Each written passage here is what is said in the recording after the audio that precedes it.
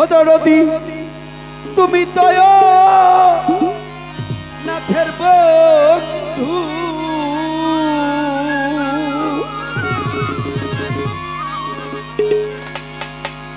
আমার উপায় বলো রে বলো।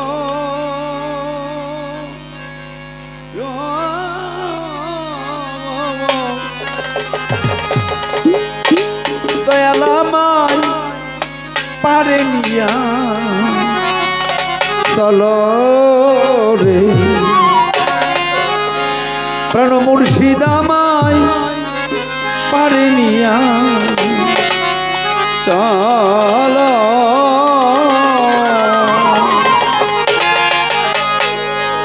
তুমি তো নাথের বন্ধু, দয়াল তুমি তো নাথের বন্ধু, তুমি তো নাথের বন্ধু। দয়াল আমার উপায় বলো রে বলো।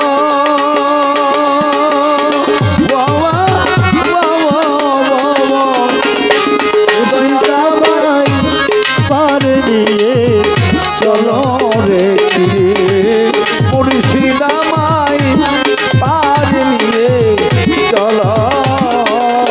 ওরে দয়াল তুমি দয়া নাথের বন্ধু, বাজার তুমি দয়া নাথের বন্ধু। দয়া আমার উপায় বলো রে বলো। দয়া মুর্শিদা পায় পারে নিয়ে চলো রে, দয়াল মুর্শিদা পায় পারে নিয়ে চলো। সকাল বেলা আইলাম ঘাটে, এখন সন্ধ্যা হইয়া গেছে গো। সকাল বেলা আইলাম ঘাটে, এখন সন্ধ্যা হইয়া গেছে গো। ঘাটে মাঝির নাম জানি না, দয়াল গান মাঝির নাম জানি না। দয়াল ঘাটে মাঝির নাম জানি না গো। আমার বেলা গেল রে গেল।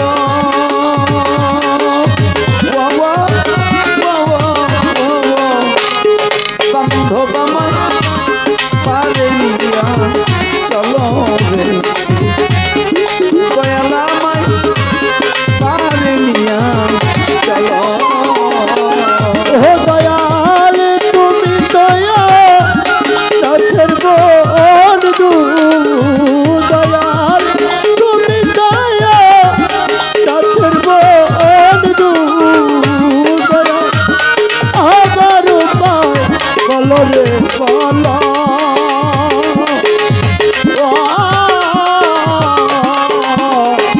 দয়াল আমায় পারে নিয়ে চলো রে, দয়াল মুর্শিদা আমায় পারে নিয়ে চলো। এই তো মাঝি নয় সে কাজের কাজী, মাল্লা ছয়জ বড়ই পাজি গো। দয়াল গো মাঝি নয় সে কাজের কাজী, আমার মাল্লা ছয়জ বড়ই পাজি গো। আমি ভাবে সাগরের মাঝামাঝি, দয়াল বাংশাগরের মাঝামাঝি।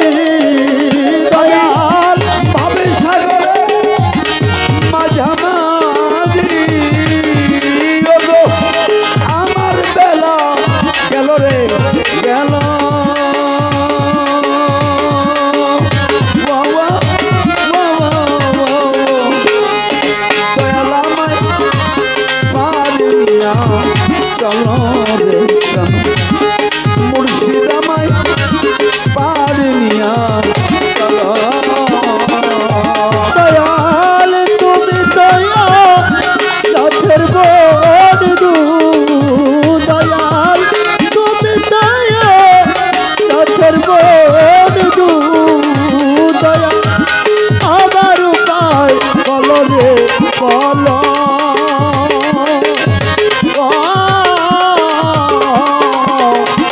দয়াল আমায় পার দিয়ে চলো রে দয়াল মুর্শিদ আমায় পার দিয়ে চলো আমার বয়সটা যখন 10 বছর 12 বছর ছিল তখন আমার দেহে সকলই ছিল। আমার এ দেহে যখন 7 বছর বয়স হলো তখন একটা ফুল ফুটেছিল। যখন 9 বছর বয়স হলো তখন সে ফুলের ঘ্রাণ আসলো অবাধ্য। হঠাৎ করেই আমি যখন 12 বছরে পাড়া দিলাম কি যেন কি হয়ে গেল। এমত অবস্থায় দিন যাইতে যাইতে আমার যখন 14 থেকে 16 বছর বয়স হলো কি যেন কি আমা হইতে ঝরে গেল। আর এই তো আমি ঋণী হলাম, এই তো আমার কমতি হইল, এই তো আমি হারাইলাম। যখন 16 থেকে 18তে পা দিলাম আরো যেন কি হইল, আগের মতো সত্য কথা আর মুখ দিয়ে হয় না। সবাই জানো এই যে আমা হইতে ধীরে ধীরে ধীরে ধীরে কিছু বিনষ্ট হওয়া আরম্ভ হইল। আমি যেমন ছিলাম যদি তেমনই থাকতে পারতাম তাহলে এই কান্নাকাটির কোনো প্রয়োজন হইতো না। ও বাবা, ফুল রূপে জন্ম নিয়েছি সবাই, কলি ছিলাম, ফুল হলাম, গ্রাণ আসলো। আমি যদি ফুলের মতোই থাকতাম তাহলে এই নামাজ রোজা হজ যাকাত কলেমা কালাম জিকির আজকার আর মুর্শিদ ধরা রাত জাগার কান্নাকাটি কোনো কিছুর প্রয়োজন ছিল না, হইতো না। কিন্তু আমি কি নাই, আমি আগের মতো আবার জানো আমার হইতে কি যেন ঝরিয়ে গেছে, কি যেন পড়িয়া গেছে। কবি বলল 16 আনায় কম পড়িবে,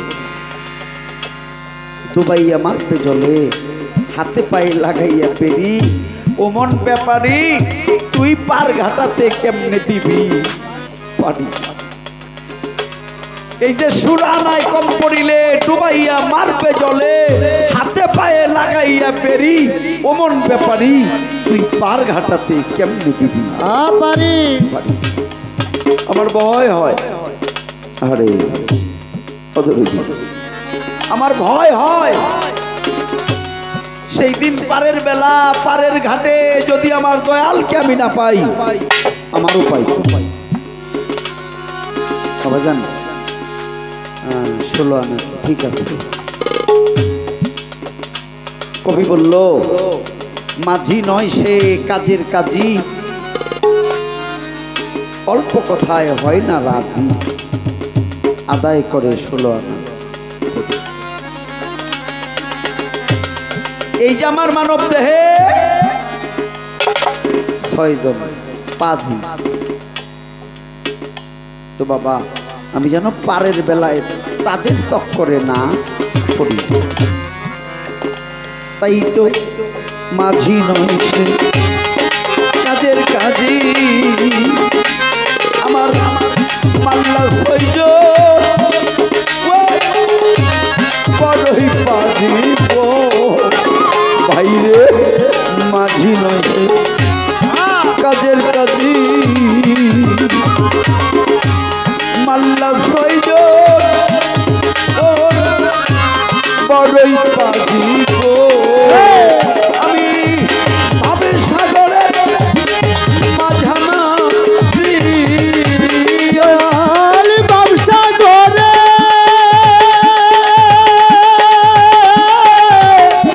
মাঝামাঝি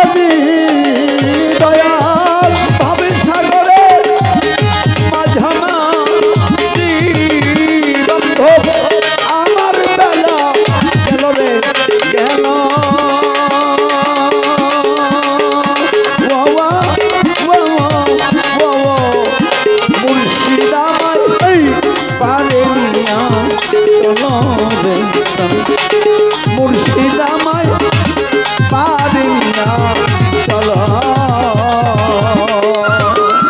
তুমি দয়া নাথের বন্ধু দয়াল তুমি দয়া নাথের বন্ধু দয়াল আমার উপায় বলো রে বলো দয়াল মুর্শিদাবাদ পারে দিয়ে চলো রে দয়াল মুর্শিদাবাদ পারে দিয়ে চলো ছিল নৌকা রত্নে ভরা অসাধনে গেল মারা গো ছিল নৌকা রত্নে ভরা অসাধনে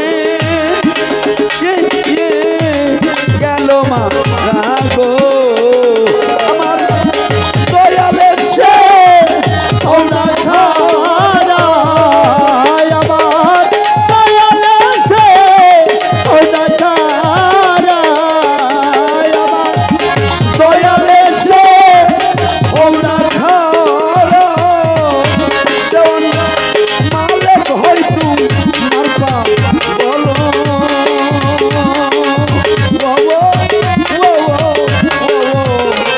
দয়াল আমায় পারেনি চলো মুর্শিদামায় পারিয়া চলো দয়াল তুমি দয়া নাথের বন্ধু দয়াল তুমি দয়া নাথের বন্ধু দয়াল আমার উপায় বলো রে বলো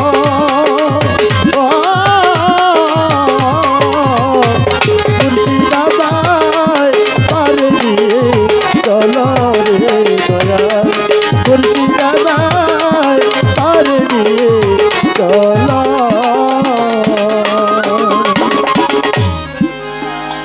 বন্ধু পরপারে পার ঘটাতে আমার পার হওয়ার কায়দা কৌশলটা আমি যে পার হব এই পার হওয়ার যে কায়দা কৌশলটা এটা কি সাধনা ইহা কি কর্ম কি করলে আমি মুর্শিদকে পাবো আর যা করলে মুর্শিদ আমাকে পার করে নিয়ে যাবে আমি আমার দয়ালের কাছে সেই করণটা চাই ও দয়াল আমি যেন শেষ নিদানে শেষ বেলায় ভব পারে পারের ঘাটে আমি যেন তোমাকে পাই সেই কর্মটা আমাকে দিলে আমি আর কিছু না চাই আমার আর কোনো চাওয়া নাই এটাই আমার শেষ চাওয়া আমি যেদিন চলে যাব সেদিন যেন তোমাকে সামনে পাই এই ভবপারে পারের ভাগ আমি তোমাকে কি করে পাবো এই যে তুমি আর আমি আমি আর তুমি এই আর সরাইলেই তুমি আমি আমি তুমি তুমি আমি আমি তুমি এই মাঝখানে আর সরিয়ে দিতে হবে এই যে তুমি আর আমি আমি আর তুমি তুমি মাঝখানে একটা আর আছে এই আর হইল প্যারা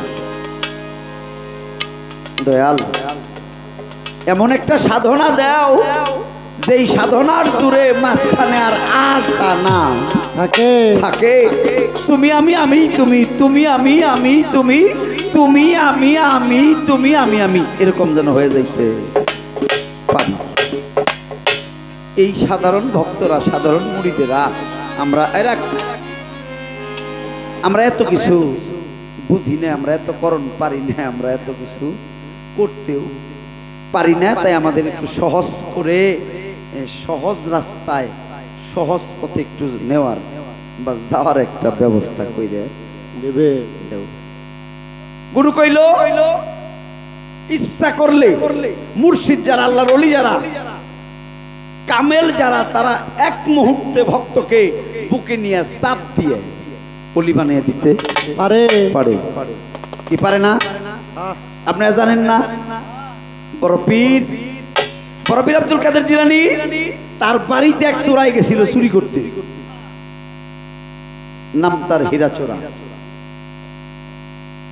নাম তার হীরাচোরা তিনি আমার বড় পীরের ঘরে চুরি করতে গেছে ঘরে যে দেখে কিচ্ছু নাই কিন্তু বড় পীর যে খাটে ঘুমায় ওই খাটের উপর একটা চাদর বিছানো ওই চাদরটা খুব দামি চোর মনে করলো এই চাদরটা চুরি করলে এটা বিক্রি করে অনেকদিন খাইতে পারবো এটা দামি চাদর এটা দামি কেন বড় পীর যে বিছনায় ঘুমাইতো ওই বিছনার যে চাদর এই চাদরটা দিয়েছিল ইয়ামনের বাদশাহ একটা বাদশাহ আমার বড় পীরকে চাদর উপহার দিয়েছিল তাহলে বাদশার দেওয়া চাদর কত দামি হইতে পারে চোরাই ভাবলো এই চাদর চুরি করুম কিন্তু করি কেমনে বড় পীর এটার উপরে ঘুমায় হঠাৎ করে মন হইলো বড় পীর 5 ওয়াক্ত নামাজ পড়ে তাহলে ফজরের আজান দিলেই নামাজে চলে যাবে আর বড় পীর যখন চলে যাবে তখন আমি চাদর নিয়ে চলে যাব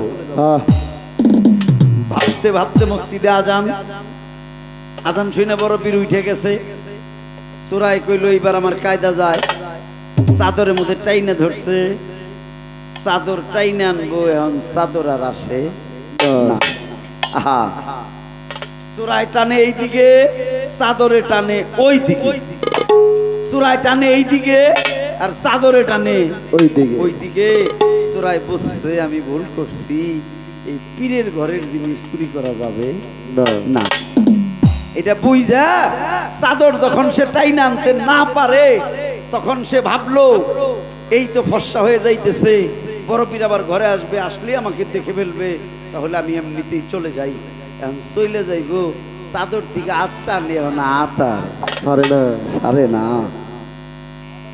এখন খালি কয় ওরে চাদর আমি তো নিব না আমি চুরি করব না তুই আমার ছেড়ে দে এরপরেও চাদরের থেকে আর হাত সারে না এইবার কান্নাকাটি বড় পীর নামাজ পড়া রাস্তার ধারে বসে ভক্তবৃন্দ নিয়ে আলোচনা করে এমন সময় সিস্তান শহর থেকে লোক আসলো ডাক দিয়ে বলল দরদি আমাদের সিস্তান শহরের যিনি কুতুব ছিলেন তিনি ইন্তেকাল করেছেন এখন আমাদের কুতুব নাই আপনি একজন কুতুব দেন আমার বড় পীর ধ্যান করে চায় দেখে হীরাচোরা তার ঘরের ভিতরে চাদর লিয়ে টানাটানি লাগছে ওই লোক বললো আপনারা বসেন আমার ঘরের ভিতরে একটা কুতুব আছে এটা আপনাকে দিয়ে দিমু ও আপনাকে নামাজ টামাজ পড়াইবো হেদায়েত করবো এই কইয়া বাড়ি থেকে উঠে বড় পীর ভক্তবৃন্দ নিয়ে ঘরে যায় আর ঘরে যাই সবাই তাকে দেখে শিং খুই দে এর মাটি খুই দে ঘরে আইছে আক্ষেপ করে বলছিল হুজুর আমরা একজন ভালো মানুষ একজন কুতুবের জন্য আইলাম আর আপনি আমাকে এই সুরের কথা কইলেন আমার বড় পীর বলছিল বাবা একটু দাঁড়াও ও যখন আমার ঘরে চুরি করতে আইছে আমি আর ওরে খালি হাতে দিতে চাই না চিৎকার দিয়ে কইছিল হুজুর আমারে মাইরেন না আমি আর কোনোদিনই চুরি করুম না আমি আপনার ঘরের চাদরও নিব না আপনি আমারে মাইরেন আমার বড় পীর কইছিল না আমি তোরে মারবো না হীরা রে তুই আমার কাছে আমার বড় পীর তার গায়ে হাত দিল চাদরেও হাত ছেড়ে দিল আমার বড় পীর তার টান দিয়ে উঠাইলো হীরাচোরা কাঁদতে আরম্ভ করলো ও হুজুর আমি গরিব মানুষ আমার ঘরে খাবার নাই 3টা সন্তান আমি দুঃখে পড়ে আপনার ঘরে চুরি করতে আসছি আমার বড় পীর বলছিল হীরা রে কেউ যদি বড় পীরের ঘরে আইসে কোন অলির দরবারে আইসে কোন পীরের কাছে আইসে খালি হাতে ফেরত যায় রে আমি আমার আল্লাহর কাছে কি জবাবটা দেব হীরা রে তুই কাঁদিস না রে হীরা রে তুই কাঁদিস না আমি তোরে মারবো না আমি তোরে খালি হাতে ফিরে দেব ও হীরা তুই আমার কাছে হীরাচোরা বলেছিল হুজুর আপনি বিশ্বাস করুন আমার ঘরে খাবার নেই আমার 3টা সন্তান না খেয়ে আছে ও বান্ধব এই গ্রামের সকল বাড়ি চুরি করছি এখন আর আমি কার কাছে যাবো যে কারণে আপনার ঘরে আসছি আমার বড় পীর ডাকতে বলেছিল, এরে হীরা, আমি আজকে তোকে এমন কিছু দিয়ে দিব তোর আর কোনোদিন চুরি করতে হবে না। আহ, হীরা চোরা এগিয়ে গেল, আমার বড় পীর টান দিয়ে তারে বুকে জড়িয়ে ধরলো। আমার বড় পীর তারে টান দিয়ে বুকে জড়িয়ে ধইরা রাব্বি জিদনি ইলমা, আমার বড় পীর তিনটা চাপ দিয়া ছেড়ে দিল। ডাক দিয়ে জিজ্ঞেস করেছিল, হেরা রে, কিছু বুঝতে পারিস? হীরা চোরা চোখ বন্ধ করে বলেছিল, হে বড় পীর আব্দুল কাদের জিলানী, আমি এখান থেকে চোখ বন্ধ করে আল্লাহর কাবাগর দেখে দিছি। সুবহানাল্লাহ, বলেন সুবহানাল্লাহ।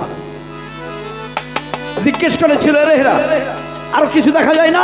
হীরা চোরা চোখ বন্ধ করে বলেছিল, আমি মদিনার রাসূলের রওজা শরীফ দেখে দিছি। ডাক দিয়ে বলেছিল, আর কিছু বোঝা যায় না?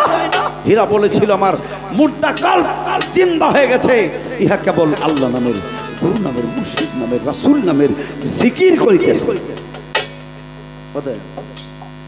তাহলে গুরু গোসাই মুর্শিদ যারা, তারা চাইলে পারে একটা ভক্তের এক মুহূর্তে অলি করে দিতে। আমার বড় পীর তিনটা চাপ দিয়ে ছেড়ে দিয়ে এই হীরাকে ওই সিস্তান শহরের কুতুব বানিয়ে দিলেন। হীরার আর জীবনে চুরি করতে হয় নাই। তো যেই দরবারে আসছি, আমি জানি একেবারেই খালি হাতে ফিরে যাব না। দয়াল, নিশ্চয় দয়ালের কাছে কিছু পাবো। দয়ালের দরবারে গেলে কেউ খালি হাতে যায় না। আমার দয়াল বলছে, বাবা দরবারে আইসো, যদি আর কোনো কাজ না থাকে তাহলে শুধু মুর্শিদের দিকে তাকাই। তাই তো মুর্শিদের ওই রুহানি হইতে তোমার রুহানিতে একটা ফায়েজ ঢুকে যাবে, মুর্শিদের চেহারায় থেকে তোমার চেহারা একটা নূর ঢুকে যাবে, মুর্শিদের কাল্প হইতে তোমার কাল্পের মধ্যে কিছু জিনিস ঢুকে যাবে, যাতে তুমি জিন্দা হয়ে যাবে, তাজা হয়ে যাবে, সবল হয়ে যাবে, তাতেই তুমি অনেকদিন চলতে পারবে। কিন্তু ভাইজান, আমার সেই মানুষটাও হারিয়ে গেছে, আমার সেই মানুষটাও হারিয়ে গেছে। এখন আমি কার কাছে যাই? আমি কার ছায়ায় দাঁড়াই? আমি কার দিকে তাকাই? অদরদি যারা ছেড়ে, সে দেখে নিও, ধরে নিও, সে বস্তু আদায় করে নিও, মুর্শিদের কাছে একা এক সময় যায়। ও দয়াল, তুমি না দিলে বা আমি কোথায় পাবো? বান্ধব, যার হারাইছে তার তো আর এই ব্যবস্থা নাই। যে হারাইছে সে তো আর পাবে না, তার তোর পাওয়ার জো নাই, ধরার জো নাই। তো আমি জানো শেষ বেলায় আমার কোনো মুর্শিদ পাই, এমন একটা ব্যবস্থা মারে করে দিই। কবিতার গানে কি বলে,